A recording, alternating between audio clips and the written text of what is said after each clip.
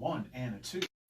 Good afternoon, and welcome to the Livingston Parish News Daily Show, afternoon version. My name is McHugh David, publisher and editor of the news. Appreciate you joining us today. We are here with Mr. Derek Babcock, who is a candidate for Parish Council District 6. Good afternoon, sir. How are you? I'm doing well. Excited to be here. Thank you. Well, thank you for joining us this afternoon.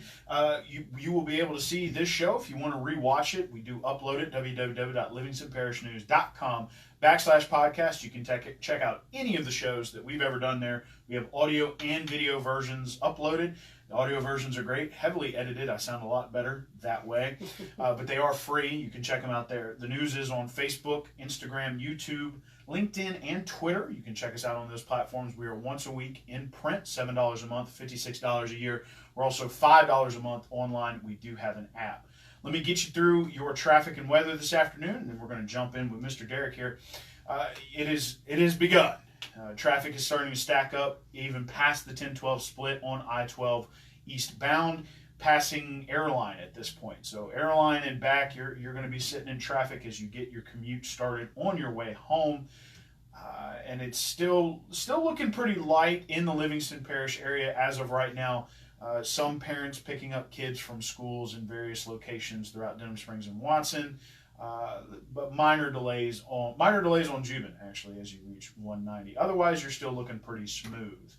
It's currently 86 degrees, high of 88 today. So it looks like we're on the downswing there. It is going to get a little warmer until we get those showers and thunderstorms Friday afternoon, and then it's going to drop like a rock. We're going to have some great weather, 73 degrees for your election day, as well as, as well as your voting day. Go vote October 12th. If you would mind, please, if you raise that copy of the paper I gave you. We do have an election section out, also celebrating breast cancer. It is pink. So please check it out. October 12th, please go vote. If you didn't early vote already, 13.3% turnout for early voting, which is pretty cool. So that being said, we also we have a bunch of information online. We've got a parish council meeting tomorrow night. We also had our spelling bee last night. We'll talk about all about the winners and things of that nature.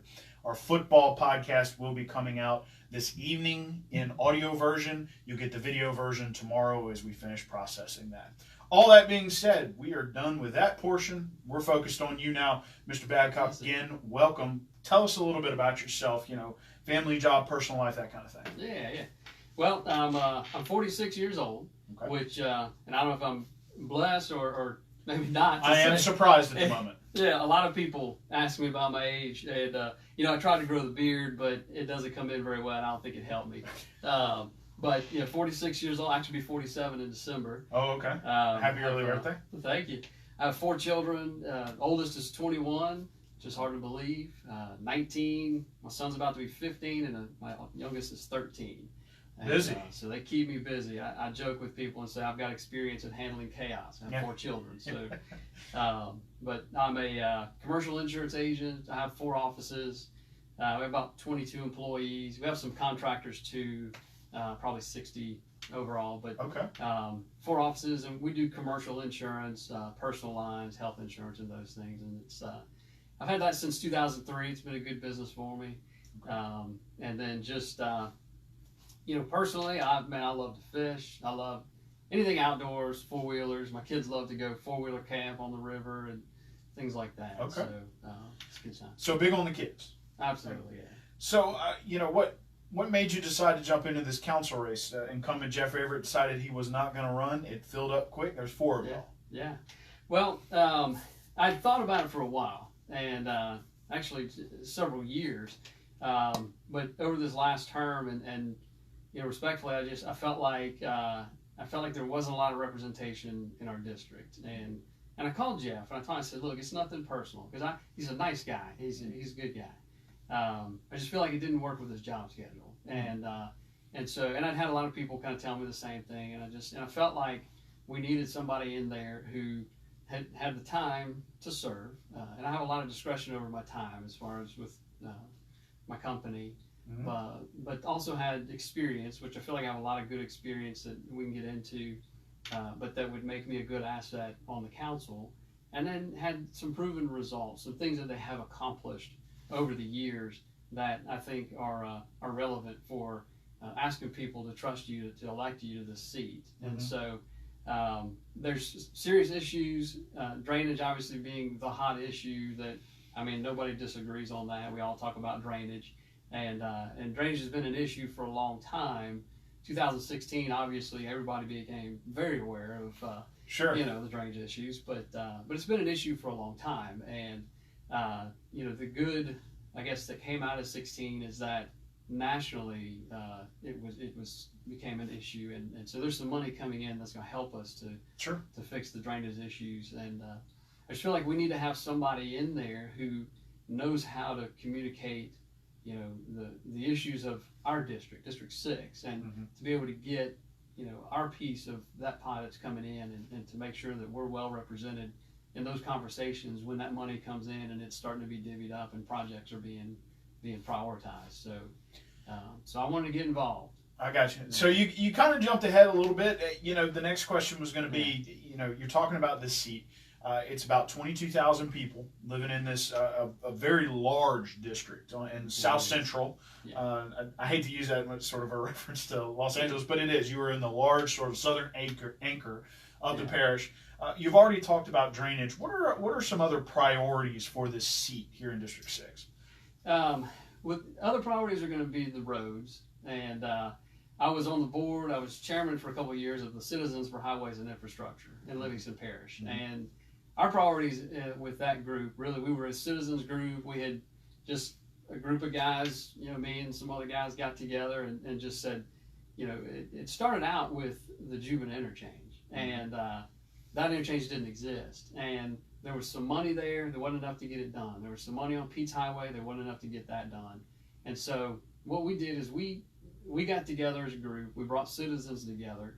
We started holding meetings at the library, and we got our congressman at the time, our DOTD, and our local representatives, Senator Erdy, and those guys came in, and we were able to get everybody at the table together and agree to take the money that was sitting on the two projects that weren't getting done, put it into one, and that became the Juban interchange. Okay. And so again, roads were our big issue, and even now, drainage being the number one issue, but roads are still a serious issue. And I live off of Buddy Ellis on Quail Run, but Buddy Ellis is a heavily traveled road, and it is terrible. I drive an F-250, and so when I come to pass another vehicle, I'm white knuckles on the steering wheel. It's awful. Yeah. But I was over in a subdivision over there, Forest Ridge, the other day, and I posted on Facebook. If you think there's no gravel roads in Livingston Parish anymore, think again. Go to Forest Ridge. It's a beautiful subdivision, but the roads are so bad,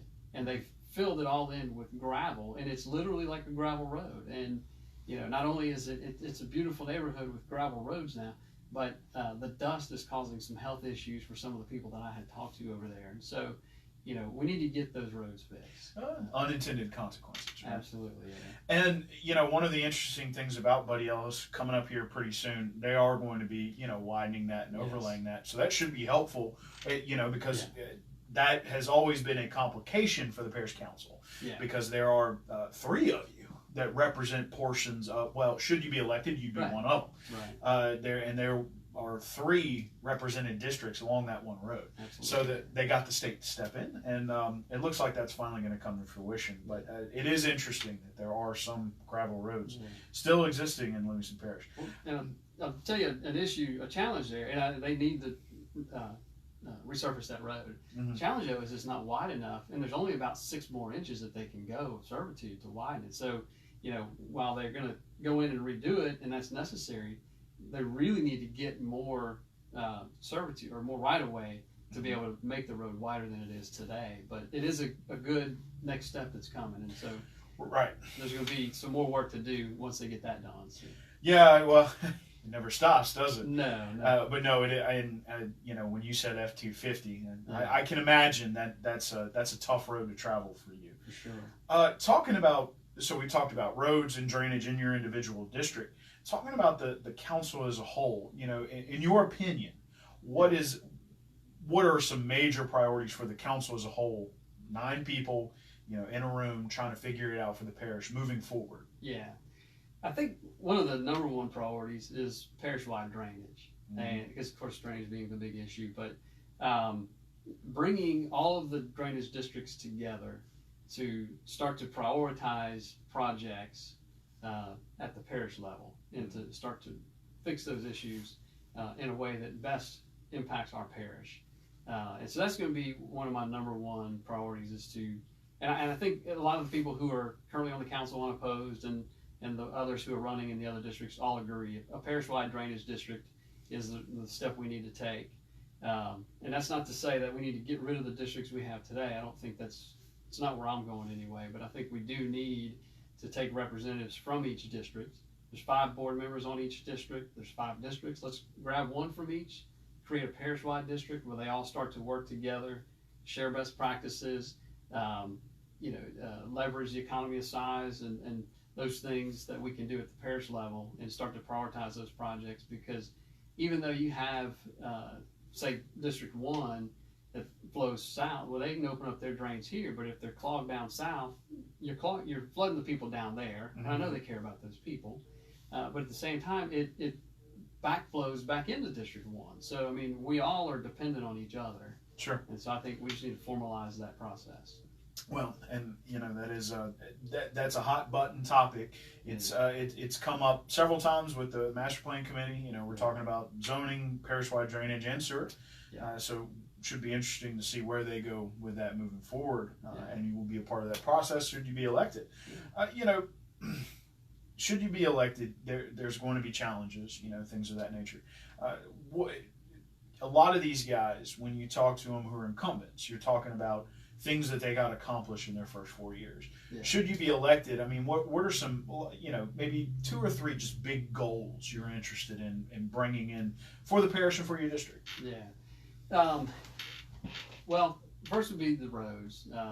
Doing more with Buddy Ellis, just because while the resurfacing is good, it's such a heavily traveled road. There's so much development that's been built, and there's more that's being built, and so it needs to be fixed, but it needs to be widened as well. Mm-hmm. Subdivisions like Forest Ridge, like Westminster, who, my heart goes out to them. They buy these beautiful homes, and the roads deteriorate, and it affects their property value, their health, and quality of life. And so fixing the roads is going to be a big issue. Obviously, the drainage will be a big issue, but then also the master plan is important. And I think that we need to all work together to come up with what's right. It's hard to do it, say, at just a blanket for the whole parish, but to do it at a parish level, but at what's right for each area. So, in my district specifically, I have some very heavily populated, condensed population on the west side, all along Walker South, but then on the east side, it's very rural. And so, you want to make sure that you're taking care of everybody in each area the way that they expect to be taken care of. They don't protect their property rights, protect their property values, and so and I don't think you zone them the same way. You can, just making sure that we have the right representative at the table that represents our values when that time comes, and it is a necessary issue. Right, and one of the things, when you consider some of the other districts, even District 5, which is right next door to you, it's Mr. Bubba Harris, even he was South Denham leading all the way down. You've got a variety of land usage there. Right. You and Jeff Ard share similar issues. You've got some not so rural, and then you've got rural, and you've got to be able to balance that. Right. You discussed your citizen group talking about highways and things like that, but to bring that to a higher level, other than that, and you can discuss that experience as well, obviously. Yeah. You're talking about working on a board, 8 other people, variant personalities, have their, you don't want to call it an agenda, but they're representing their people. Right. Talk about your experience working on that board, any other things that you might have done working with variant personalities trying to get one thing done, because you've discussed parish-wide drainage, infrastructure needs, those sorts of things, master plan. That's going to take a group of people getting it done. Yeah. Well, and that's the thing, is knowing how to work with people, communicate your issues, understand their issues, and get everybody on board. And I've said it from the beginning. It takes 5 members to pass anything. So whoever you elect, their one vote, it takes 5 to get something done. So first of all, you have to know how to work well with others, and you have to know how to disagree sometimes with others in a productive and constructive way. As far as, CHILP is a good example. We were made up of quite a few members. I guess we had about 10 board members, and we didn't always agree on what we thought the issue should be or what the priority should be anyway. There were some that were easy. Juven interchange obviously was one. The Juven North extension was one. But there were other issues that some wanted to take on and then others didn't. And, the widening of Florida Boulevard Florida Road was one. And then the Buddy Ellis Bridge, at the time that was out. It hadn't been rebuilt for a number of years. We got that rebuilt. So just knowing, because we were a citizens group, we really had just started to get that Juven interchange done. But then that went so well. We had so much buy-in from the community. People were showing up at the library just every month, and so we thought, man, we need to continue to do some good things. And so then it kind of, all the ideas started coming out, and it was like, well, you can't address everything, or you're not going to be productive. You've got to prioritize it down to a couple of things, and so that's what we did, and so we're very effective at that. But it's being able to tell the story, I guess, about why one project deserves a priority over another. And so and I just think that takes a number of things. One is understanding the issue, understanding the facts around the issue, understanding the other people's issues and the facts around theirs, and then being able to help them to see or understand maybe why you're right and they're not wrong. They're just, their priority needs to be second to yours. Right. Well, and how, taking that experience, how would you try to pull that into this scenario with, 8 other guys trying to figure it out? Yeah. I feel like I've done a lot at the state level with our state legislature. Mm-hmm. And so I've had experience at working with groups of people to get projects done. So, as far as that goes, it's, I guess, how would I do it? It's just knowing how to communicate, how to tell a story, how to kind of bring people along with you. Just like in my business, I have employees, and so getting everybody behind a process for how we handle clients or how we handle, processing paperwork in the office, things like that. Sure. Yeah. Okay. I just wanted to bring it all together. One sort of last thing. You've already brought up drainage. You talked about parish-wide drainage. Yeah. Right now, the majority of your district is unfunded. It's an unfunded drainage district. Right. It exists, but it is unfunded. What are your thoughts on either new revenue, or would you prefer parish-wide? Now, so let me back up and rephrase the question, because you've already said you're pushing for parish-wide. Should parish-wide not necessarily be an option? What are your feelings on either new revenue, rededicated revenue, or continuing to push for parish-wide? I think it's all those things. I think it's so first of all, in my business, I have a mentor. I have a couple of mentors that I talk to. And I'd gone to one of them. In 2007, I was kind of at a crossroads in my company, and I had to expand. I had to hire some employees and things. I didn't have the money to do it. Mm-hmm. And so I went to Aubrey, my mentor, and I said, look, I don't want money from you. I said, I want wisdom. I want to know how to get through this because I don't have what I need to do it. And he looked at me and said, Derek, often in life, you're going to find that your problem is not a lack of resources, it's a lack of resourcefulness. You've got to learn how to leverage everything you have around you. The money you have, the resources you have, manpower, everything you have to get where you want to be. And when you do, you'll be unstoppable. So I've kind of built my business off of that philosophy. But it does take money to run government. It takes money. People, work for government and they need to get paid. And so,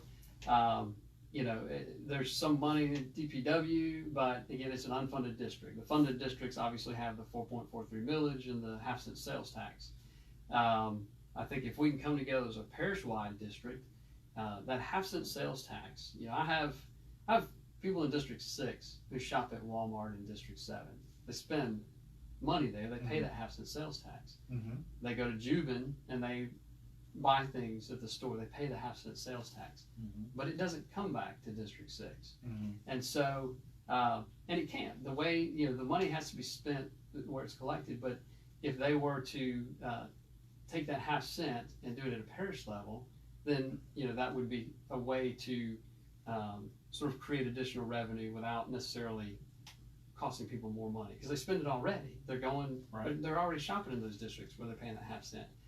I don't think they're going to take a millage, and I wouldn't want to ask them to do that. But I think there are some things that we can look at to try to leverage what's there today. And again, I hate to say thanks to 2016, but it is what it is. We're past that, and there is money coming in because of that to help us, and so that's going to be available too to help in our area. So it won't last forever, but we can get some good things done while we have it. So. Well, and yesterday Congressman Garrett Graves did say, you can either sit around and sulk about it, or you can use it as an opportunity. So, got to jump in with an opportunity. Yeah. So, Mr. Babcock, thank you for joining us today. Anything you'd like to say in closing? I want to really encourage everybody. Please, October 12th is the election. We had a great turnout for early voting. I hope we have it equally as well, and much more for the election on the 12th. I believe I'm the right guy for the job. I believe that whoever the next candidate or councilman is in this district, they need to have time to serve and do a good job. They need to have experience at this type of work, and they need to have proven results where they can say, I've done this, and here has been the results, and this is why I feel like people should trust me to be the next councilman in that district. And I feel like I have those things. My website is myname.com, DerrickBabcock.com. I'd ask everybody to please look me up, study me. There's plenty of stuff out there on YouTube from things that I've done in the past. There's no secret about who I am and what I stand for. So please look me up, look up my opponents, make your best choice. So, Well, thank you for those closing remarks. Again, Mr. Derrick Babcock, he is a candidate for Parish Council District 6. Election is this Saturday, October 12th. There's a lot of stuff going on, beautiful weather. Go out. If you weren't able to early vote, go out, get out and vote so you can go do those other things and not have to worry about, did I vote or did I not? Polls will be open early in the morning, and they will run through 8 p.m. They will not stay open past 8 p.m. unless you are in line. So if you're not in line by 8, you don't get to vote. So please, also you'll be able to check our website, www.livingstonparishnews.com, for precinct locations. If you're wondering about where to vote, please check the registrar's website. Thank you, sir. Yes, our October 10th edition, which is coming out on shelves tomorrow, definitive edition about how to vote, or some last minute information about these candidates who you'll be voting on October 12th, as well as some renewals. You mentioned Gravity 1, their millage is up for a renewal at the polls this Saturday. Once again, my name is McHugh David, publisher and editor of the news. This is the Livingston Parish News Afternoon Show. We do post these shows online, www.livingstonparishnews.com/podcast. There are video and audio versions of them that you can check out. They are free. We're $5 a month online, $7 in print, or you can pay $56 up front for a year's worth of print. You also get full access to our website. Thanks again for joining us. I'll be back at you in the morning to give you a little primer for tomorrow's parish council meeting and to talk a little bit more about football coming up, as well as the results of our spelling bee. One last time, Mr. Babcock, thank you for joining us. We hope you all have a good afternoon and a safe trip home. Thank you.